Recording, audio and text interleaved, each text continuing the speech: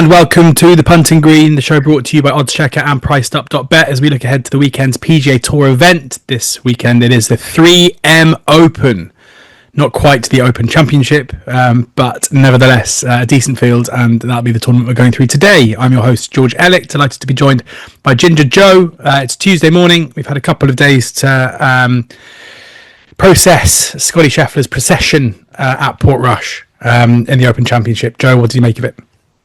Just supremely impressive, wasn't it, really? I mean, we were obviously in the studio, Jordan and I tried to make the case against him, as we will do with these favourites in these sort of fields, and I made a point saying this was possibly the major that he was going to take longest to win, and he's hit the front and he's just pulled clear of his rivals. It's Frankel-esque at this point, isn't it? You know, it's he's going to be really hard to catch, and when you manage to give yourself that much of a lead headed into the final round, and you're as good as Scotty Scheffler, the pressure suddenly is off. If you shoot level par, the next best has to shoot 7 under par to catch you. So, stress-free major win for Scotty Scheffler. And we just discussed off camera, George, about how there's been a lot of players saying he's boring, he's this and he's that. And I mean, how can we call excellence boring? But at the same time, I wasn't gambling when Tiger Woods was playing golf, and I'm a Tiger fan.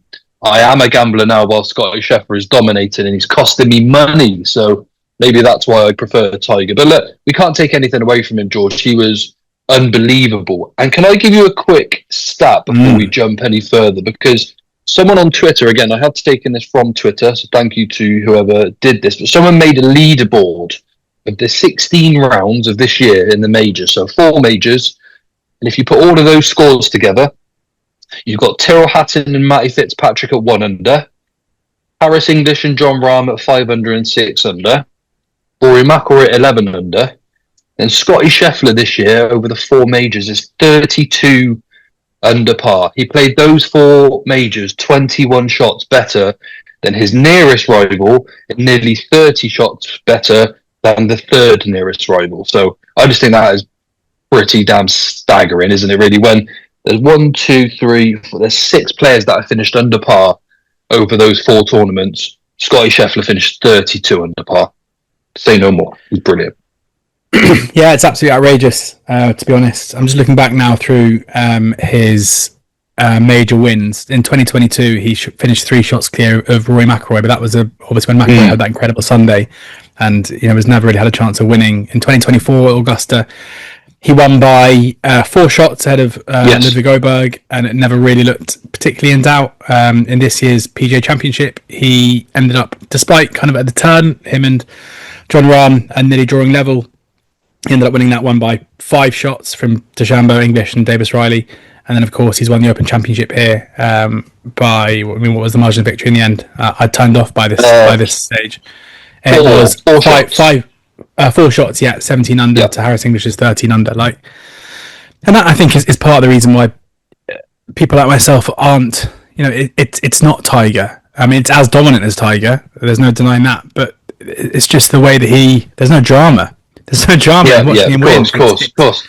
It's always a procession. And I feel like for the era of Scotty Scheffler to really capture the hearts and the minds, he probably has to win one of these down the back and grind it out and just get ahead, or do something on 18 to win it, or win a playoff. And maybe he's also got to get beat. Did you hear his interview? Yeah. But he was saying, the enjoyment of winning only lasts a very small period of time. Did you see that one?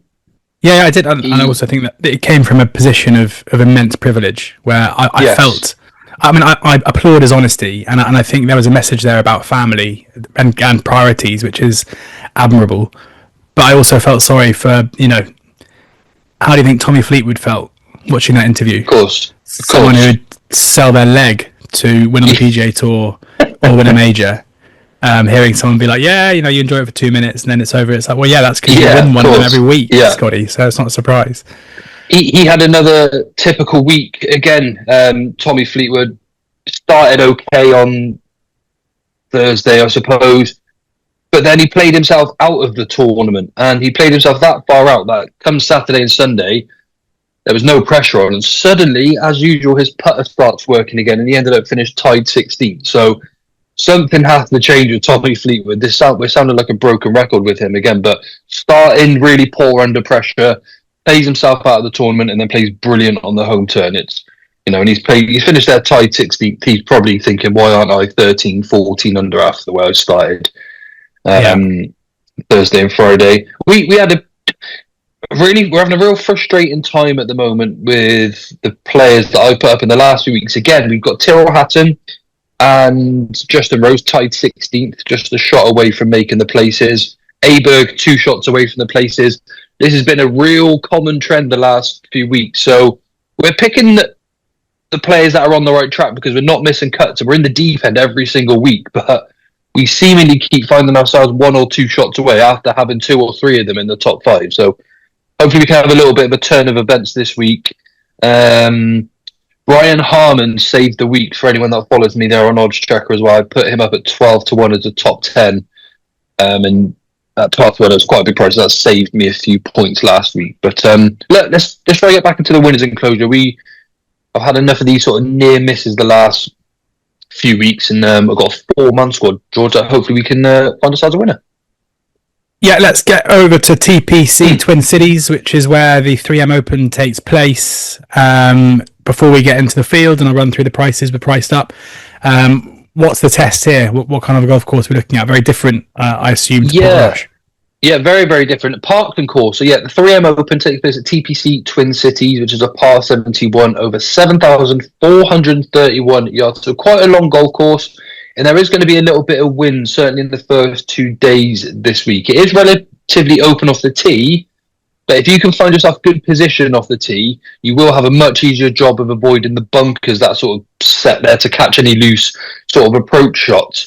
Big hitters can benefit, but you do want the precision first here. That's absolutely vital because loose drives around here, you're either in the water, bunker, or pretty deep rough. So fairway finders are key. But if you have that little bit of extra distance, perfect. You want an accurate play with their mid to long irons. They'll be hitting a lot of 7 irons, 6 irons, and 5 irons into these greens.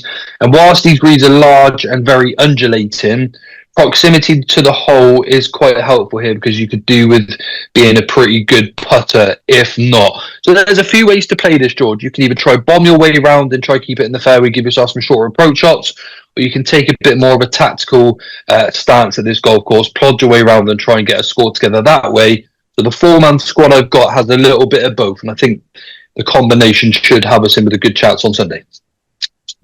Great stuff. Let's go through the field. PricedUp are paying a quarter of a fifth in terms of their place terms. Okay.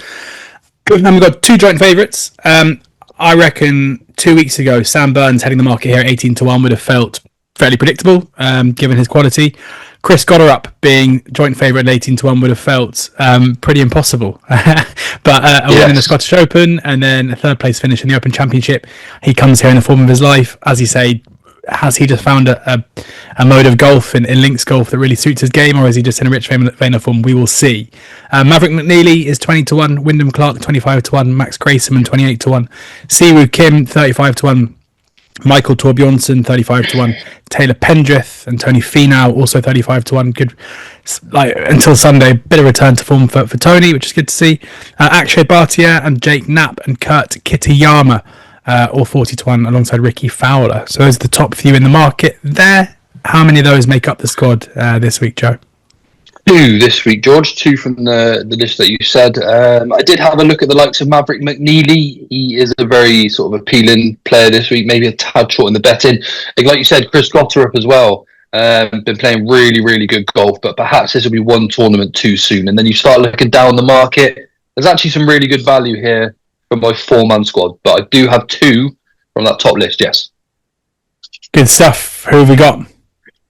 So I have got an equal spread for my staking plan this week. Again, come over and check out oddschecker if you want the full details there. But number 1, regardless, is still Taylor Pendrith at 35-1. He's a proven player here, George, at TPC Twin Cities. He was 5th in the event last year, and it's no surprise either. He's absolutely superb from tee to green. Now, I mentioned if you can find yourself an accurate long player off the tee, you could well benefit here. Well, Taylor Pendrith is a player who is effortlessly long off the tee and just happens to be really accurate with it too. Now, most players as well on the PGA Tour, although they're very good ball strikers, there is generally a section where they're either better with their woods or irons with regard to ball striking, but he's really, really reliable with both. So he's effortlessly long off the tee, he's pretty accurate, and his irons have been superb this year as well. He finished tied 13th in the Scottish Open, which is definitely an over-performance. He then missed the cut at the Open last week, but I don't mind that at all because he got to go home early. So he will relish the return to Parkland Golf. I expect him to get involved. He is a winner on the PGA Tour. He won the CJ Cup last year. He had 4 top tens this year. And in a weaker field than usual, I think this is a good time to take advantage of him. He's a good putter to go with all of his other smart stats. And I think 35 to 1. I think he's the best value player from the top section of the market for this week. Good stuff, Taylor Pendrith. Yeah, 35 to 1 is the first selection for the squad. Who's second? Next up, we're going to go a bit further down the market. Jacob Bridgman. I think he's around 75 to 1 when I checked this morning. Yeah, spot on. With PricedUp. Perfect. World number 70, still a maiden on tour, but he is only 25-year-old. It's very, very early days still for Jacob Bridgman, and he's been playing well, what I like, at a variety of different courses. He's played well on sort of American inland links golf courses, Parkland, course management courses. He's really starting to learn his craft really nicely. He's like the Martin Coover from the DP World Tour, but the PJ Tour version. And this season he's been scoring really, really well. He actually carded a 62 at the Zurich this year. Like I said, without winning this year, it's still very much early days for him. And he has finished 5th, 4th, 3rd and 2nd this year, whilst continuing to get better. Very good as well with his approach play. He just finds greens. But the best part of his game is his putting. He managed to shoot 8 under par here in one round last year. A lot to like about this impressive fella. 75 to 1, George. He won't be that when he breaks his maiden. I think that could be this week. Jacob Bridgman, 75 to 1, the second selection. Who's third up? We are taking a chance here at one in the top end of the market, though, George. Who's not a huge price. Bang out of form. Mr. Tony Finau, previous winner at this golf course, but I'm going to take a chance on him again this week. He is a 6-5 PGA Tour winner. He hasn't won on the PGA Tour since 2023, and he has only had 1 top 10 this year, and that did come all the way back in February. So it's been a little bit of a while now since we've seen some good golf from Tony Finau, but also another negative, or what may seem a negative, in his last 4 starts, he's finished 5 over, 11 over, 11 over, and 1 over par. But in his last tournament, which was the Open, he started with around a 70 and 68, which is really encouraging. I liked what I was watching on the TV screen. And even though over the weekend he then shot 72 and 75, that's far from poor golf around this sort of golf course. His irons were brilliant those first 2 days. Hopefully that has a turn back in the right direction. I like what I saw in round 1 and round 2. He's won here previously. I'm going to take a chance that he'll bounce back to form here, George. Again, this isn't a course that's remotely anywhere like links golf or the US Open that he played a couple of tournaments back. This is going to be very much find your fairway, find your green, and see what you can do with the putter. I think Tony Finau will go overlooked because of that form recently, but I think he's hitting the ball pretty well, and this is one where I'd rather take a chance with him because the 35 to 1 is a little bit generous.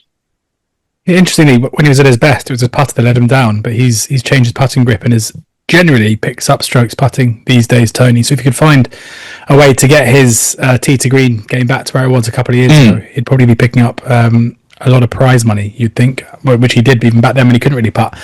Who's the fourth and final member of the squad? So the fourth and final selection is another maiden on tour, world number 79, Matty Schmidt at 75 to 1. Really interesting player. 80 to 1. Good news for you. 80 to 1. Even better. Brilliant stuff.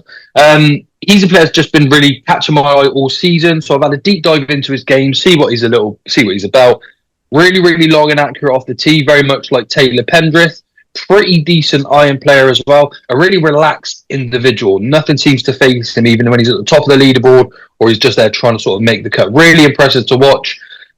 He's hitting more greens than he has done in previous years this season, which is really encouraging because that's usually been his downfall, which has been his irons. But he's been good off the tee, much better with his approach play this year. But the best factor about his game is his putting. He is absolutely unbelievable with a putter. At the Charles Schwab this year, he actually gained 8 strokes on the field through putting and has managed to score 4 top tens this year. So similar to Jacob Bridgman, it's not going to be long until he finds himself in the winner's enclosure. And again, this is a bit of a weaker field than what we usually used to seeing, obviously, after we just had the major. So 80 to 1 again, I am more than happy to get stuck into that price, George.